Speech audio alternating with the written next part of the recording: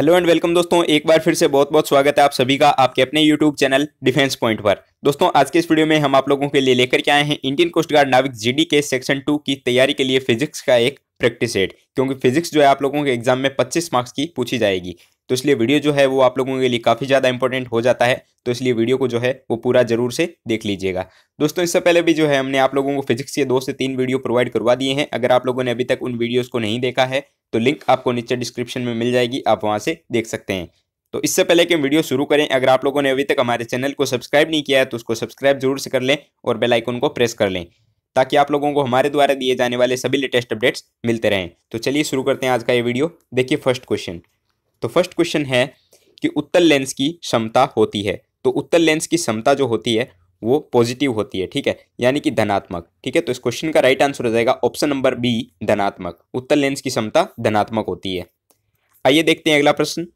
तो अगला प्रश्न है कि इंद्रधनुष किस प्रकार का स्पेक्ट्रम होता है। ठीक है, तो इंद्रधनुष जो है वो प्राकृतिक होता है, यानी कि नेचुरल। तो इंद्रधनुष जो है वो एक प्रकार का प्राकृतिक स्पेक्ट्रम होता है, नेचुरल स्पेक्ट्रम। तो इस क्वेश्चन का राइट आंसर होगा ऑप्शन नंबर ए, प्राकृतिक स्पेक्ट्रम। देखिए अगला प्रश्न है कि शारीरिक कार्यों को करने के लिए किस प्रकार की ऊर्जा का उपयोग किया जाता है। ठीक है, तो शारीरिक कार्य जो भी होते हैं उनको करने के लिए पेशीय ऊर्जा इसका उपयोग किया जाता है। ठीक है, यानी कि मसल्स एनर्जी। तो इस क्वेश्चन का राइट आंसर होगा ऑप्शन नंबर सी, पेशीय ऊर्जा। देखिए अगला प्रश्न है कि कौन सी प्रक्रिया प्रकाश और ध्वनि दोनों में घटित नहीं होती है, यानी कि ध्रुवण, अपवर्तन, विवर्तन या फिर परावर्तन में से कौन सी ऐसी क्रिया है जो प्रकाश और ध्वनि यानी कि लाइट और साउंड दोनों में घटित नहीं होती है। ठीक है, तो देखिए ध्रुवण जो होता है, पोलराइजेशन, ये प्रकाश और ध्वनि दोनों में घटित नहीं होती है। ठीक है, तो इस क्वेश्चन का राइट आंसर होगा ऑप्शन नंबर ए, ध्रुवण या फिर पोलराइजेशन। देखिए अगला प्रश्न जो है वो आप लोगों के फिजिक्स में न्यूमेरिकल से हैं, क्योंकि आप लोगों के एग्जाम में जो है वो 10 से 12 मार्क्स के न्यूमेरिकल पूछे जाएंगे, इसलिए न्यूमेरिकल सॉल्व करना आप लोगों के लिए काफ़ी ज़्यादा इंपॉर्टेंट हो जाता है। तो आज के इस वीडियो से जो है हम लोग साथ में आपको न्यूमेरिकल भी करवाते हुए चलेंगे, ताकि आप लोगों का सिलेबस जो है वो कंप्लीटली पूरा होता रहे। ठीक है, तो चलिए देखते हैं फर्स्ट क्वेश्चन न्यूमेरिकल का। तो वायु में एक दूसरे से 30 सेंटीमीटर दूरी पर रखे छोटे दो आवेशित गोलों पर क्रमशः 2 × 10⁻⁷ कूलाम तथा 3 × 10⁻⁷ कूलाम आवेश है, तो उनके बीच बल कितना होगा। तो यानी कि आपको यहाँ पे जो है वो बल फाइंड करना है, यानी कि फोर्स। ठीक है, तो सबसे पहले जो है मैं आप लोगों को इस क्वेश्चन को इंग्लिश में ट्रांसलेट करके बता देता हूँ, क्योंकि हमारे कुछ कैंडिडेट्स जो हैं वो इंग्लिश मीडियम से भी हैं। तो देखिए इस क्वेश्चन को अगर हम इंग्लिश में ट्रांसलेट करेंगे तो क्या होगा, what is the force between 2 small charged spheres having charges of 2 × 10⁻⁷ coulomb and 3 × 10⁻⁷ coulomb placed 30 centimetre apart in air. ठीक है, तो देखिए इस क्वेश्चन को हम कैसे सोल्व करेंगे। तो हमें यहाँ पर पूछा गया है फोर्स, बल। ठीक है, तो ये जो चैप्टर आपके फिजिक्स का फर्स्ट चैप्टर होता है, विद्युत आवेश और क्षेत्र, उस चैप्टर से क्वेश्चन बनता है। तो उस चैप्टर में हमने पढ़ रखा है कि फोर्स बराबर क्या होता है। ठीक है, तो फोर्स बराबर जो होता है वो आपके 1/4 πε0 into Q1 Q2 upon R²। ये फॉर्मूला होता है, हम लोगों ने पढ़ रखा है क्लास 12th में। तो देखिए इस फॉर्मूले की सहायता से जो है हम इस क्वेश्चन को सोल्व करेंगे। देखिए 1/4 πε0 को मैं लिख सकता हूँ 9 × 10⁻⁹। ठीक है, क्योंकि इसकी वैल्यू यही होती है। ठीक है, तो 9 × 10⁻⁹ लिख दूंगा। अब देखिए Q1 Q2 की वैल्यू आपको दी गई है और R की वैल्यू आपको दी गई है। ठीक है, तो चलिए फॉर्मूले में वैल्यू पुट करते हैं और इसका आंसर निकालते हैं। तो सबसे पहले देखिए कि हम यहाँ पे 1/4 πε0 की वैल्यू पुट कर देते हैं। ठीक है, तो 1/4 πε0 की वैल्यू होती है 9 × 10⁻⁹। उसके बाद में हम वैल्यू पुट करेंगे Q1 की। तो Q1 की वैल्यू है हमारे 2 × 10⁻⁷ और Q2 की वैल्यू है 3 × 10⁻⁷। ठीक है, और R जो है वो हमारा सेंटीमीटर में दिया गया है, इसको जो है हम मीटर में कन्वर्ट करेंगे। तो मीटर में अगर कन्वर्ट करूंगा तो मैं इसको लिख सकता हूँ 0.3। ठीक है, और स्क्वायर है R², तो R²। ठीक है, अब जब इसको हम सोल्व करेंगे तो हमारी वैल्यू आ जाएगी 6 × 10⁻⁻3। ठीक है, और क्योंकि बल पूछा गया है तो बल की मात्रक जो होता है वो न्यूटन होता है, तो इसको लिख देंगे हम 6 × 10⁻³ न्यूटन। तो इसका ये आंसर हो जाएगा। इसका जो कंप्लीट सॉल्यूशन है वो मैंने आपको सोल्व करके नहीं बताया, क्योंकि हमारे पास इतनी स्पेस भी नहीं है, वो हम आपको व्हाइट बोर्ड पे करवाएंगे। तो इसका राइट आंसर हो जाएगा 6 × 10⁻³ न्यूटन। ठीक है, आई होप आपको सभी को समझ आ गया होगा कौन सा फॉर्मूला हम लोगों ने आपको इसमें यूज किया है। ठीक है, चलिए देखते हैं अगला प्रश्न। तो अगला प्रश्न है कि 2.0 म्यू कूलाम का कोई बिंदु आवेश किसी किनारे पर 9.0 सेंटीमीटर किनारे वाले किसी घनीय गाउसीय पृष्ठ के केंद्र पर स्थित है, तो पृष्ठ के गुजरने वाला नेट फ्लक्स क्या होगा। तो हमें यहाँ पे जो है वो नेट फ्लक्स फाइंड करना है। ठीक है, नेट फ्लक्स हमें यहाँ पे ज्ञात करना है। तो देखिए इस क्वेश्चन को हम कैसे सॉल्व करेंगे। हम लोगों ने पढ़ रखा है कि नेट फ्लक्स बराबर क्या होता है। तो नेट फ्लक्स जो होता है उसको हम ऐसे डिनोट करते हैं। तो नेट फ्लक्स बराबर Q/F∠0 होता है। ठीक है, और यहाँ पे जो F∠0 की वैल्यू होती है वो होती है 8.85 × 10⁻⁻12। ठीक है, ये इसकी वैल्यू होती है। तो देखिए इसको हम कैसे सॉल्व करेंगे, इस फॉर्मूले की सहायता से जो इसको हम सॉल्व करेंगे। तो यहाँ पे जो Q की वैल्यू होगी वो क्या होगी, यहाँ पे हमें दिया गया है कि 2.0 म्यू कूलाम। ठीक है, तो मैं इसको लिख सकता हूँ 2 × 10⁻⁻6। ठीक है, कूलाम। तो देखिए वैल्यू आ गई Q की और F∠0 की वैल्यू हमें पता है, तो हम इस फॉर्मूले में यहाँ पे वैल्यू पुट कर देंगे। देखिए वैल्यू पुट करते हैं तो 2.0 × 10⁻⁻6 अपॉन 8.85 × 10⁻⁻12। और जब हम इसको सोल्व करेंगे तो हमारा आंसर आ जाएगा 2.26 × 10⁵ newton metre square coulomb inverse. ठीक है, तो ये जो हो जाएगा हमारा नेट फ्लक्स। तो इस क्वेश्चन का राइट आंसर होगा 2.26 × 10⁵ newton metre square coulomb inverse. ठीक है, आइए देखते हैं अगला प्रश्न। तो अगला प्रश्न है कि 10 वोल्ट विद्युत वाहक बल वाली बैटरी जिसका आंतरिक प्रतिरोध 3 ओम है किसी प्रतिरोधक से संयोजित है। ठीक है, यदि परिपथ में धारा का मान 0.5 एंगस्ट्रॉम हो तो प्रतिरोधक का प्रतिरोध क्या है।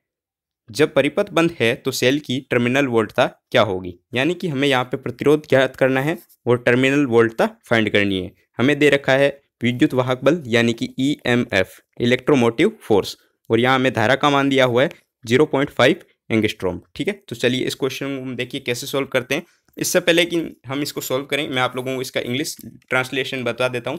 तो देखिए इसका इंग्लिश ट्रांसलेशन होगा A battery of EMF 10 volt and internal resistance 3 ohm is connected to a resistor. ठीक है, if the current in the circuit is 0.5 angstrom, what is the resistance of the resistors and what is the terminal voltage of the battery when circuit is closed. ठीक है, आई hope आपको समझ आ गया होगा। तो चलिए इस क्वेश्चन को सोल्व करते हैं। तो देखिए इस क्वेश्चन को हम कैसे सोल्व करेंगे, इसके लिए एक फॉर्मूला होता है। तो फॉर्मूला क्या होता है, I बराबर E/R+R। ठीक है, तो हमें सबसे पहले फाइंड करना है R, तो इस R को मैं इधर ले आता हूँ। ठीक है, तो इस R को मैं अगर इधर लाऊंगा तो क्या हो जाएगा E/I-R। ठीक है, तो देखिए ये हो गया। तो हमें यहाँ पे सब की वैल्यू दी हुई है, E की दी हुई है, I की दी हुई है और R की दी हुई है। तो हम R का वैल्यू फाइंड कर लेते हैं सबसे पहले। तो देखिए R की वैल्यू अगर जब हम फाइंड करेंगे तो हमारा क्या आएगा, R बराबर 10/0.5 - 3। ठीक है, तो जब इसको हम सॉल्व करेंगे तो हमारा जाएगा 20 - 3 = 17। ठीक है, और R को जो है मात्रक होता है ओम, तो इसको हम लिख देंगे 17 ओम। ठीक है, तो ये जो हो गया हमारा प्रतिरोध। ठीक है, अब बात करना है हमें टर्मिनल वोल्टता। तो देखिए टर्मिनल वोल्टता हम कैसे निकालेंगे, इसको जो है हम ओम के नियम के अनुसार भी निकाल सकते हैं V = IR का यूज़ करके, लेकिन हम इसको भी यहाँ पे उसी फॉर्मूले से फाइंड कर लेंगे। तो देखिए V बराबर हो जाएगा हमारा E - IR। ठीक है, तो यहाँ हमें वैल्यू दी हुई है सबकी। तो E की वैल्यू जो है वो 10 और I की वैल्यू 0.5 और R की वैल्यू जो है वो 3। ठीक है, तो 10 - 1.5, तो ये हमारा हो जाएगा 8.5 और टर्मिनल वोल्टता का मात्रक जो होता है वो वोल्ट होता है। तो इस क्वेश्चन का आंसर हो जाएगा 8.5 वोल्ट। आई होप आपको समझ आ गया होगा। आइए देखते हैं अगला न्यूमेरिकल क्या है। तो अगला न्यूमेरिकल है 15 मीटर लंबे एवं 6.0 × 10⁻⁷ मीटर स्क्वायर अनुप्रस्थ काट वाले क्षेत्रफल के तार के उपेक्षणीय धारा प्रवाहित की गई है। तो इसका प्रतिरोध अगर 5.0 ओम मापा गया तो प्रायोगिक ताप पर तार के पदार्थ की प्रतिरोधकता क्या होगी। तो यहाँ पे जो है हमें प्रतिरोधकता फाइंड करनी है, ठीक है। तो देखिए इसकी प्रतिरोधकता हम कैसे फाइंड करेंगे। तो देखिए हमें सबसे पहले यहाँ पे क्या दिया गया है, तार की लंबाई दे दी गई है, यानी कि 15 मीटर जो है इसकी लेंथ दी गई है, ठीक है। उसके बाद जो है अनुप्रस्थ काट का क्षेत्रफल दिया गया है 6.0 इंटू 10⁻⁻7 मीटर, ठीक है। और प्रतिरोध दे दिया गया है कि 5 ओम है, ठीक है। तो देखिए प्रतिरोधकता फाइंड करना है, ठीक है, कि क्या होगा। तो इसमें जब जो है प्रतिरोधकता फाइंड करने के लिए हम एक फॉर्मूला यूज करते हैं। देखिए फॉर्मूला होता है R is equal to rho upon L upon A, ठीक है, rho into L upon A. तो देखिए इससे जो है मैं निकाल सकता हूँ प्रतिरोधकता बराबर R इंटू ए अपॉन एल, ये लिख सकता हूँ, बिल्कुल लिख सकता हूँ। तो देखिए अब हमारे पास सबकी वैल्यू है, तो वैल्यू पुट करते हैं। तो चलिए वो वैल्यू पुट करते हैं। तो देखिए प्रतिरोधकता इज इक्वल टू क्या हो जाएगा 5.0, क्योंकि हमें दिया गया है R की वैल्यू 5.0, ठीक है। और यहाँ पे A की वैल्यू हमें दी गई है 6.0 इंटू 10⁻⁻7, ठीक है। और यहाँ पे हमारे L की वैल्यू हो गई 15, ठीक है। तो जब हम इसको सॉल्व करेंगे तो हमारा आंसर आएगा 2 इंटू 10⁻⁻7 ओम मीटर, ठीक है, ओम मीटर। तो ये जो है इसका राइट आंसर हो जाएगा, ठीक है। फॉर्मूले में जो है हमने वैल्यू पुट की और इसको सॉल्व करने से ये वैल्यू आ गई, ठीक है। आई होप आपको समझ आ गए होंगे दोस्तों। सारे जो न्यूमेरिकल थे वो काफ़ी ज़्यादा इंपॉर्टेंट थे, क्योंकि ये जो न्यूमेरिकल्स हैं वो आप लोगों के नेवी, एयरफोर्स और कोस्ट गार्ड के एग्जाम्स में पूछे जा चुके हैं। चलिए देखते हैं अगला प्रश्न क्या है। तो अगला प्रश्न है कि गुरुत्वाकर्षण के सार्वभौमिक नियम का प्रतिपादन किसने किया था। तो गुरुत्वाकर्षण के नियम का प्रतिपादन जो है वो न्यूटन के द्वारा किया गया था। तो इस क्वेश्चन का राइट आंसर होगा ऑप्शन नंबर बी, न्यूटन। अगला प्रश्न है कि खाद्य ऊर्जा को हम किस इकाई में मापते हैं। तो खाद्य ऊर्जा जो होती है उसको हम कैलोरी में मापते हैं। तो इस क्वेश्चन का राइट आंसर होगा ऑप्शन नंबर बी, कैलोरी। अगला प्रश्न है कि किसी वस्तु का प्रतिबिंब आंख के जिस भाग पर पड़ता है वह भाग कौन सा होता है। तो कोई भी वस्तु जो होती है उसका प्रतिबिंब जो होता है वो हमारे आंख के रेटिना पर पड़ता है, ठीक है। तो इस क्वेश्चन का राइट आंसर होगा ऑप्शन नंबर बी, रेटिना। अगला प्रश्न है कि पदार्थ के संवेग और वेग के अनुपात से कौन सी भौतिक राशि प्राप्त की जाती है। तो पदार्थ के संवेग और वेग से अनुपात से जो प्राप्त होती है राशि, भौतिक राशि, वो कौन सी होती है, वो होती है द्रव्यमान, ठीक है। तो इस क्वेश्चन का राइट आंसर होगा ऑप्शन नंबर बी, मास या फिर द्रव्यमान। अगला प्रश्न है कि पानी से भरी बाल्टी की गहराई कम दिखती है, इसका कारण क्या होता है। तो देखिए अक्सर जो है ऐसे उदाहरण जो है आप लोगों के एग्जाम में पूछे जाते हैं। तो देखिए पानी से भरी हुई बाल्टी जो होती है वो गहराई पर कम दिखती है, उसकी गहराई जो होती है वो कम दिखती है देखने से। इसका कारण होता है अपवर्तन, ठीक है, जिसको हम रिफ्रैक्शन कहते हैं, ठीक है। इस क्वेश्चन का राइट आंसर हो जाएगा ऑप्शन नंबर बी, अपवर्तन। अगला प्रश्न है कि निम्नलिखित द्रवों में कौन सा ऊष्मा का सबसे अच्छा चालक होता है। तो देखिए नीचे आप लोगों को 4 द्रव दिए गए हैं, इनमें से आपको बताना है कि कौन सा जो है ऊष्मा का सबसे अच्छा चालक है। तो आपको ऑप्शन दिए गए हैं ईथर, बेंजीन, पारा या फिर पानी। तो देखिए ऊष्मा का जो सबसे अच्छा चालक माना जाता है वो होता है पारा। तो इस क्वेश्चन का राइट आंसर होगा ऑप्शन नंबर सी, मर्क्यूरी या फिर पारा। अगला प्रश्न है कि एंगस्ट्रम क्या मापता है। तो एंगस्ट्रम जो होता है वो तरंगदैर्ध्य को मापने की इकाई होती है, ठीक है। तो इस क्वेश्चन का राइट आंसर होगा ऑप्शन नंबर ए, एंगस्ट्रॉम, जो कि तरंगदैर्ध्य को मापता है। अगला प्रश्न है कि प्रकाश के परावर्तन के नियम के अनुसार क्या, ठीक है। तो प्रकाश का जो परावर्तन का नियम होता है उसमें यह बताया गया है कि आपतन कोण परावर्तन कोण के जो है वो बराबर होता है, ठीक है। तो इस क्वेश्चन का right answer option number B, आपतन कोण परावर्तन कोण के बराबर है। आई होप आपको समझ आ रहा होगा। आइए देखते हैं अगला प्रश्न।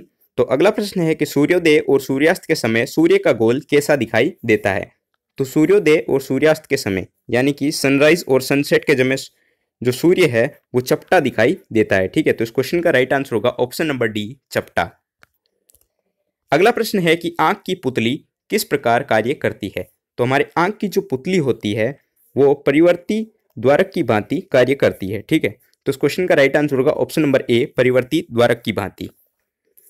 देखिए अगला प्रश्न है कि रोगियों के नाक, कान, गले आदि की जांच के लिए डॉक्टर प्रयोग करते हैं, ठीक है। तो आपको ऑप्शन दिए गए हैं समतल दर्पण, उत्तल दर्पण, अवतल दर्पण या फिर इनमें से कोई नहीं। तो देखिए ईएनटी स्पेशलिस्ट जो डॉक्टर होते हैं जो कि नाक, कान और गले का इलाज करते हैं वो डॉक्टर जो है अवतल दर्पण का प्रयोग करते हैं। ठीक है, कॉनकेव मिरर। ठीक है, तो इस क्वेश्चन का राइट आंसर होगा ऑप्शन नंबर सी, अवतल दर्पण या फिर कॉनकेव लेंस। देखिए आज के इस वीडियो का आखिरी क्वेश्चन है कि निम्नलिखित में से किस द्रव का घनत्व सबसे कम होता है। तो देखिए आपको ऑप्शन दिए गए हैं मरकरी, पेट्रोल, स्वच्छ जल या फिर नमकीन जल। तो देखिए पेट्रोल जो होता है इसका घनत्व सबसे कम होता है। ठीक है, तो इस क्वेश्चन का राइट आंसर हो जाएगा option number B, petrol. I hope आपको सारे प्रश्न समझ आ गए होंगे दोस्तों, और आप लोगों ने इस वीडियो को पूरा देख लिया होगा। तो इस वीडियो को अगर लाइक नहीं किया है तो वीडियो को लाइक कर दीजिए, और चैनल को अभी तक सब्सक्राइब नहीं किया है तो चैनल को सब्सक्राइब जरूर से कर लीजिए। अगर आप लोगों को इन प्रश्नों की पीडीएफ चाहिए तो आप लोग हमारे टेलीग्राम चैनल को ज्वाइन कर सकते हैं, जिसकी लिंक आपको नीचे डिस्क्रिप्शन बॉक्स में दी गई है। इसके अलावा अगर आप लोग Indian coast guard, Indian navy और इंडियन एयरफोर्स के एग्जाम की तैयारी कर रहे हैं तो आप हमारी वेबसाइट defensepointprep.com के माध्यम से फ्री ऑनलाइन मॉक टेस्ट और स्टडी मटेरियल ले सकते हैं, जिसकी लिंक भी आपको नीचे डिस्क्रिप्शन बॉक्स में दी गई है। मिलते हैं अगले वीडियो में, तब तक के लिए जय हिंद।